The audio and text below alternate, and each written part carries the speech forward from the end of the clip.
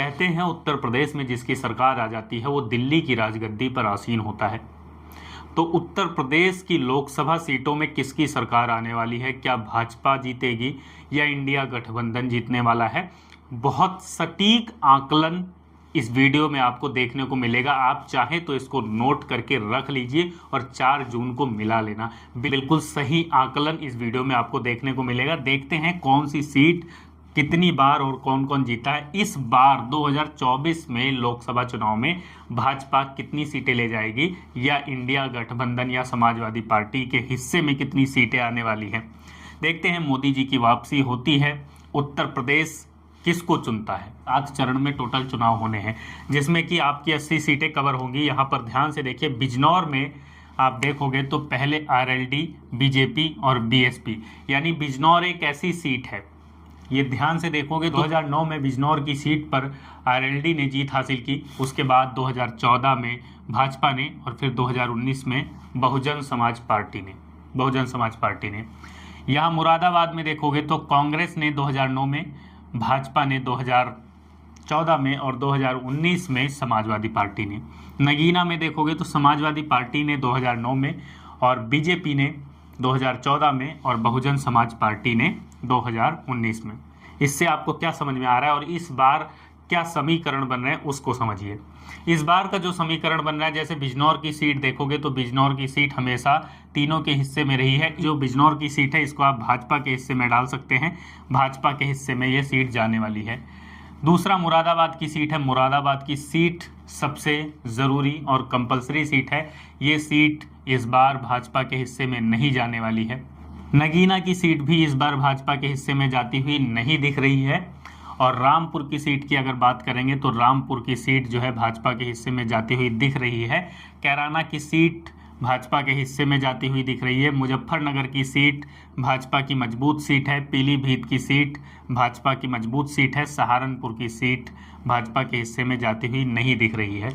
तो पहले चरण के चुनाव में आप देखोगे तो 1 2 3 4 5 सीट भाजपा के हिस्से में पहले चरण के चुनाव में आती हुई दिख रही है। फिर दूसरे चरण की बात करें तो दूसरे चरण में अलीगढ़ में देखोगे तो बहुजन समाज पार्टी, फिर बीजेपी, ठीक है। अलीगढ़ में जो है यहाँ पर भाजपा दिख रही है। बागपत में अगर देखोगे तो भाजपा दिख रही है। गौतम बुद्ध नगर में, यहाँ बुद्ध नगर में फिर से आपको भाजपा देखने को मिल सकती है। मथुरा में भाजपा की मजबूत सीट है जहाँ से हेमा मालिनी आपको पता है। अमरोहा की सीट भाजपा के हिस्से में दिख रही है। बुलंदशहर की जो सीट है ये भी भाजपा के हिस्से में जाती हुई दिख रही है। गाजियाबाद की सीट भी भाजपा के हिस्से में जाती दिख रही है और मेरठ की सीट भी। तो 1 2 3 4 5 6 7 8 सीट ये कंप्लीट दूसरे चरण की भाजपा के हिस्से में जाती हुई दिख रही है। सारी की सारी सीट दूसरे चरण की भाजपा के हिस्से में जाती हुई दिख रही है। और यहाँ पर अगर देखा जाए तो यहाँ पर ये वाली सीट जो है भाजपा को जाती हुई दिख रही है। ये वाली भाजपा को जाती हुई दिख रही है। ये भी भाजपा के हिस्से में जाती हुई दिख रही है, ये भी। और एक ये वाली सीट जो है भाजपा के हिस्से में जाती हुई दिख रही है, ये फिसलती हुई दिख रही है। मैनपुरी भी फिसलती हुई दिख रही है, संभल भी फिसलती हुई दिख रही है। तो 1 2 3 4 5 सीट इधर भाजपा के हिस्से में फिर से जाती हुई दिख रही है, ठीक है। उसके बाद यहाँ पर देखोगे तो ये भाजपा के हिस्से में जाती हुई दिख रही है, ये फिसलती हुई दिख रही है। कुछ उम्मीद है, ठीक है। ये बहराइच वाली सीट जो है ये कुछ उम्मीद है। धौरहरा फिसलती हुई दिख रही है। इटावा जाती हुई दिख रही है। फर्रुखाबाद की सीट भाजपा के हिस्से से फिसलती हुई दिख रही है। हरदोई की सीट भाजपा के हिस्से में जाती हुई दिख रही है। कन्नौज भाजपा के अंडर में है। कानपुर भाजपा के अंडर में है और खीरी भी भाजपा के अंडर में है। यहाँ भाजपा फिसलती हुई दिख रही है, यहाँ भाजपा आती हुई दिख रही है। सीतापुर में भाजपा फिर से एक बार सीतापुर में भाजपा आती हुई दिख रही है, उन्नाव में भी। तो 1 2 3 4 5 6 7 और 8 सीट इधर भी आपको भाजपा के हिस्से में देखने को मिल जाएंगी। 5वें चरण में जो सीटें कवर होती हैं इसमें अमेठी भाजपा, बाराबंकी भाजपा, फतेहपुर भाजपा, हमीरपुर भाजपा, गोंडा की मजबूत सीट ये जो कि भाजपा के हिस्से में है। जालौन भाजपा, झांसी भाजपा, कैसरगंज की सीट आपको पता है बृजभूषण वाली सीट है, ये भी भाजपा के हिस्से में है, ठीक है। इसमें कोई दो राय नहीं है। यहाँ का आप माहौल देखोगे तो आपको खुद समझ में आ जाएगा कि कैसरगंज भाजपा के हिस्से में ही है, ठीक है। कौशाम्बी में थोड़ा सा कमज़ोर है भाजपा। लखनऊ में भाजपा है। मोहनलालगंज में थोड़ी सी कमज़ोर दिख रही है। रायबरेली में भाजपा दिख रही है। तो 1 2 और 3, 4, 5, 6, 7, 8, 9, 10, 11, 12 सीट लगभग इधर से आपको देखने को मिलेगी। सबसे ज़्यादा सीटें इसमें भाजपा निकालती हुई दिख रही है। ठीक है, 5वें चरण में। 6वें चरण में देखोगे तो जनता का रुझान इसमें इलाहाबाद में भाजपा की तरफ है, अंबेडकर नगर में भी भाजपा की तरफ है, आजमगढ़ में जो थोड़ा सा है इस बार थोड़ा सा सीट फंसती हुई दिख रही है। तो एक ये 2 और बस्ती की ये 3 और ये भदोही ये फंसती हुई दिख रही है। और यहाँ पर डुमरियागंज ये भी फंसती हुई सीट दिख रही है, घोसी ये भी फंसती हुई सीट दिख रही है। जौनपुर भाजपा के अंडर वाली सीट लग रही है इस बार।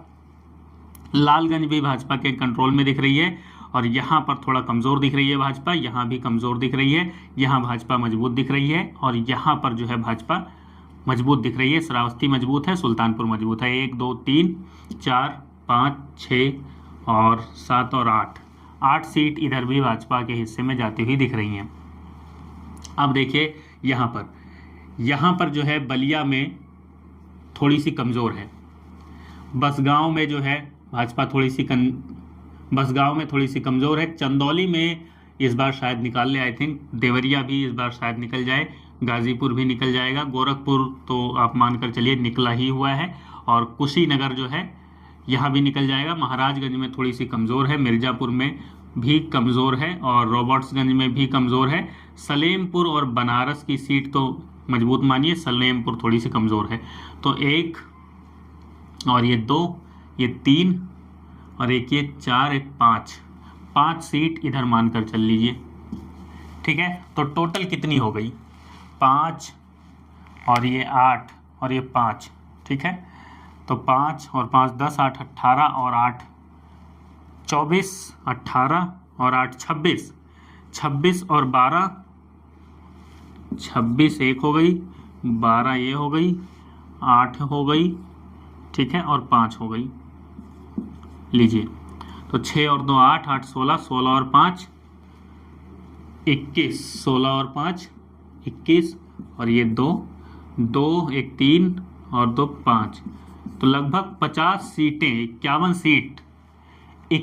सीट उत्तर प्रदेश में 51 सीटों की दक्षिणा भाजपा को मिलती हुई दिख रही है। आप कौन से लोकसभा से हैं, आपके वहाँ क्या माहौल है, आप कमेंट में लिखकर ज़रूर बताएं। वीडियो देखने के लिए बहुत बहुत धन्यवाद, शुक्रिया।